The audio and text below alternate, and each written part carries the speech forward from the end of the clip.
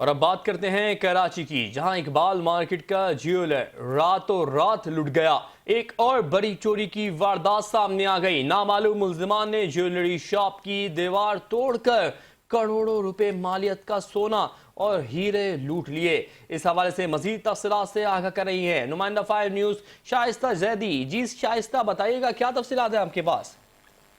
جی بالکل، واردات کراچی کے علاقے ڈسٹرکٹ ویسٹ کی اقبال مارکیٹ میں واقع معروف جیولر کی شاپ پر کی گئی ہے، جہاں چور رات کی تاریکی میں دکان کے عقدی دیوار توڑ کر اندر داخل ہوئے۔ ملزمان دکان سے تقریباً 606 تولہ یعنی 7,064 گرام سونا اور 25 لاکھ روپے مالیت کے ہیرے لے کر فرار ہو گئے۔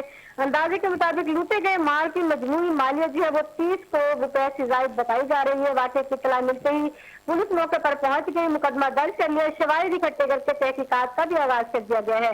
فرانزک ٹیموں نے بھی جو ہے وہ کوئی شواہد حاصل کر لیے ہیں۔ پولیس حکام کے مطابق ملزمان کی تلاش کے لیے اطراف میں لگے CCTV کیمروں کی فوٹیج حاصل کی جا رہی ہے، جبکہ مختلف پہلوؤں سے تحقیقات بھی کی جا رہی ہے۔ اچھا، دوسری جانب میں بتاتی چلوں کہ شہر قائد میں بڑھتی ہوئی چوری کی وارداتوں نے تاجروں میں تشویش کی لہر جو ہے وہ دوڑا دی ہے، جبکہ شہریوں نے سیکیورٹی اقدامات کو بھی مزید سخت کرنے کا مطالبہ کر دیا ہے۔ جی تفصیلات کے لیے شکریہ شائستہ۔